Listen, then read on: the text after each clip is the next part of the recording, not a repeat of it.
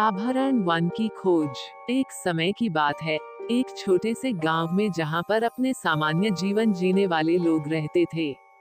गांव का एक जंगल था जिसमें अनगिनत प्राणियां और पौधे बसे थे। इस जंगल की एक बिल्कुल अलग ही बात थी, जिसे लोग आभरण वन के नाम से जानते थे। इस जंगल में कहानी के मुख्य पात्र एक युवक और एक युवती थे, जिनका नाम विशाल और आदिति था। विशाल गांव का एक आम लड़का था, जिसका सपना था कि वो आभरण वन के रहस्यों को सुलभी से समझ सके।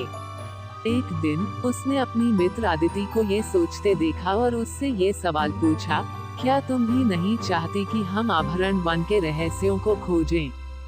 आदिति ने मुस्कान देकर कहा, हाँ विशाल, लेकिन कैसे? विशाल और आदिति ने ये निश्चित किया कि वे आभरण वन का रहस्य खोजेंगे। वे जंगल की गहराइयों में खुद को ढूंढने के लिए निकल पड़े।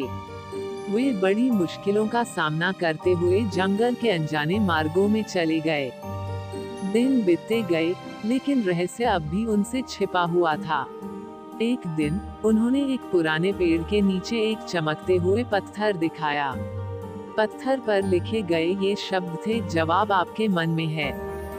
विशाल और आदिति ने ये समझाया कि वे आभरण वन का रहस्य सिर्फ अपने मन की दृढ़ता से ही समझ सकते हैं। उन्होंने मिलकर एक दूसरे के साथ अपने सपनों और विचारों को साझा करने का निर्णय लिया। अचानक उनके मन में एक प्रकार की प्रज्ञा उदय हुई। वे समझ गए कि आभरण वन का असली रहस्य उनके अंतरात्मा में छिपा है और उन्हें आत्मा के माध्यम से उसे खोजना होगा। इस प्रकार विशाल और आदिति ने अपने मन की शांति और आत्मा की प्रज्ञा के माध्यम से आभरण वन के रहस्य को सुलभी से पहचान लिया।